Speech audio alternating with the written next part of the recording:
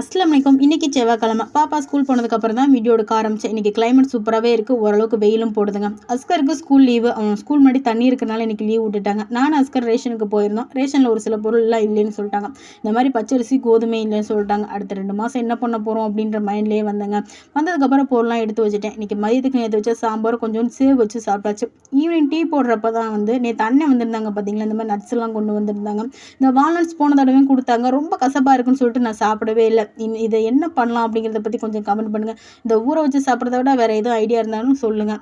Evening டயத்தில் இந்த மாதிரி தோணி சூட மீன் வந்துருந்துச்சு. பாதி பொரிக்கிறதுக்காக எடுத்து வச்சுட்டேன். பாதி மீன் குழம்பு நாளைக்கு பொரிச்சுக்கலாம்னு சொல்லிட்டு கொஞ்சம் ஃப்ரிட்ஜில் எடுத்து வச்சுட்டேன். இன்றைக்கி அரைச்சி தான் மீன் குழம்பு வைக்க போகிறேன். தக்காளி வெங்காயம் 3 ஸ்பூன் மல்லிப்பொடி 1 ஸ்பூன் மிளகா பொடி போட்டு அரைச்சிட்டு அதுக்கப்புறம் தாளித்து போட்டாச்சுங்க.